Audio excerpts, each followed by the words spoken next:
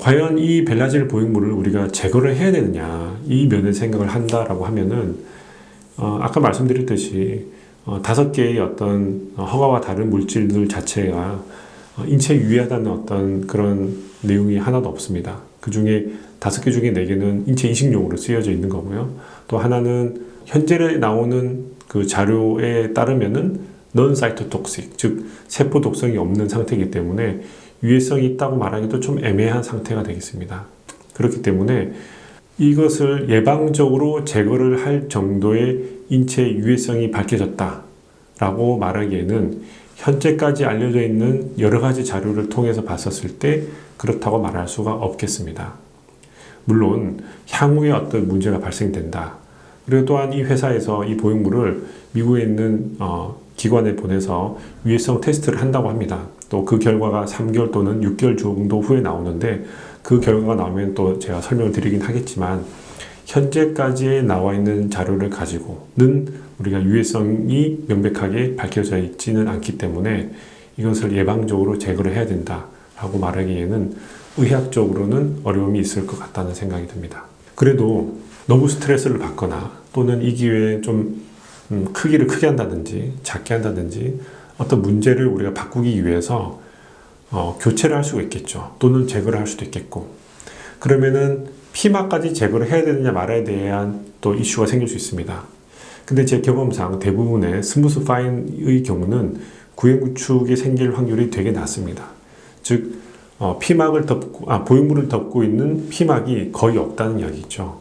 뿐만 아니라 스무스 보형물은 아까 말씀드렸던 ALCL이 생성되었던 보고가 없습니다. 그렇기 때문에 피막을 제거를 해야 되는 이유가 사실은 현재까지의 어떤 결과를 보면은 없죠. 또한 피막을 제거를 하려면은 절개를 최소한 6cm, 7cm, 길게는 8cm 정도 절개를 해야 되거든요. 우리가 확대할 때는 3cm나 4cm면 충분하거든요. 하지만 이걸 제거를 하기 위해서는 훨씬 더 많은 절개를 해야 됩니다. 수술이라는 것은 언제나 위험성을 갖고 있는데요. 그런 위험성과 흉터 등을 가지고 피막까지 제거를 해야 될 이유는 사실은 없을 것 같습니다. 하지만 구행구축이 있다거나 텍스처드 보형물을 사용을 했는데 어떤 ALCL에 대한 그런 또 고민도 많다라고 하면은 조금 더 절개를 해서 피막까지 제거를 할 수 있겠죠. 하지만 대부분의 환자들이 사용을 했던 스무스 파인일 경우는 구행구축이 없다라고 하면은 피막의 제거는 일반적으로는 필요하지 않을 것 같다는 생각이 듭니다. 그러면은 저희 병원에서 수술했던 우리 벨라젤을 사용했던 많은 환자분들한테 저희는 어떻게 할 것이냐, 보형물은 파열이 가장 큰 어떤 위험도가 되겠습니다. 그거는 벨라젤뿐만 아니라 모든 회사의 보형물이 파열의 위험을 가지고 있습니다. 물론 어떤 우리 연구 결과에 의하면은 벨라젤의 파열 정도는 굉장히 낮습니다. 그리고 그 논문에 의하면은 파열도 유방 재건한 환자의 몇 케이스가 있었고 그 외에는 아직은 발견된 게 없습니다.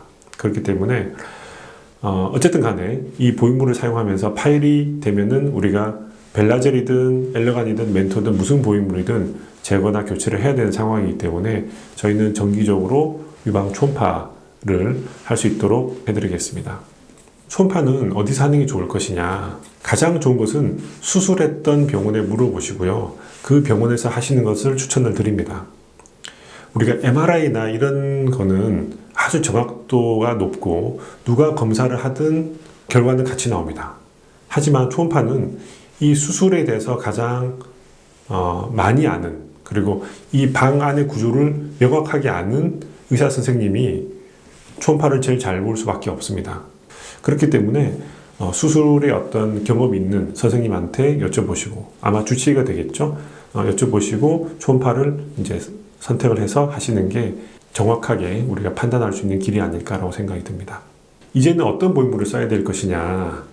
요즘에 많이 사용하는 보형물은 모티바가 될 수도 있겠고요, 멘토 엑스트라가 될 수도 있겠고, 세빈 등등 여러 가지 보형물이 되겠는데, 현재 이 보형물 중에 어떤 보형물이 월등하게 좋다 또는 월등하게 결과가 좋고 안전하다라고 판단할 수 있는 근거가 없습니다.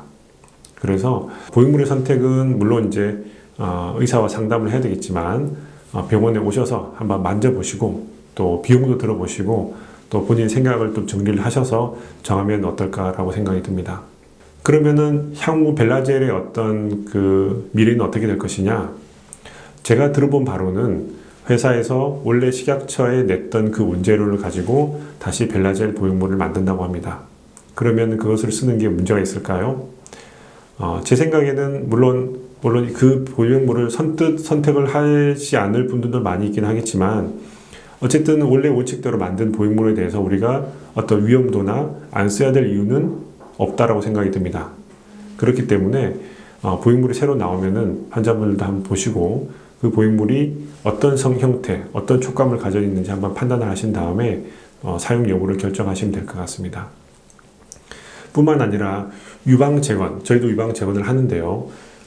유방재건에 필요한 조금 그런 낮고 넓은 보형물은 사실은 이 회사 말고는 공급을 하는 데가 없습니다. 또 그런 경우에는 또 환자랑 상의해서 어쩔 수 없이 또 써야 되는 경우도 있긴 하겠죠. 이제 어떤 보형물을 선택을 할 것이냐는 병원에 오셔서 상담하시고 하나하나 다 만져보신 다음에 약간의 장단점이 있으니까 좀 들어보시고 천천히 선택을 하시기를 바랍니다. 지금 이 사태 때문에 몇몇 분들은 소송도 참여하시고요. 또 인터넷을 보면은 여러 가지 이야기가 참 많습니다. 하지만 저희 의사들은 환자 여러분의 안전을 가장 최우선으로 하고 있는 유일한 사람이라고 생각이 듭니다. 우리가 썼던 그 보형물이 환자분들한테 유해성이 있는지 없는지 그걸로 정말로 그걸로 정말 안타까워하고 고민하고 그에 대해서 연구하는 사람들은 사실은 의사 말고는 없을 거라고 생각이 듭니다. 현재까지 나와 있는 자료를 보면은 유해성이 있다라고 말하기는 현실적으로는 어렵습니다. 이것을 빼야 되냐 말아야 되냐 또 복잡한 고민을 하시겠지만 그 선택을 하시기 전에 수술하셨던 주치의 선생님을 찾아가시고 또 저한테 수술 받았던 분들은 저한테 오셔서 한 번 더 이야기 듣고 신중하게 결정을 하시기를 바랍니다. 그리고 뿐만 아니라 새로운 이야기, 새로운 내용이 업데이트 되면은 또 문자 메시지나 유튜브 등 또는 저희 병원 홈페이지를 통해서 공지를 하도록 하겠습니다. 그것에 가장 귀 기울여 주시고요. 다른 사람 이야기, 너무 떠도는 이야기에 현혹되지 않기를 바랍니다. 여러분들의 건강을 그래도 가장 책임지려고 노력하도록 하겠습니다. 코로나가 점점 많이 확산되고 있는데 건강 지키시고 또 안전하시길 바랍니다. 감사합니다.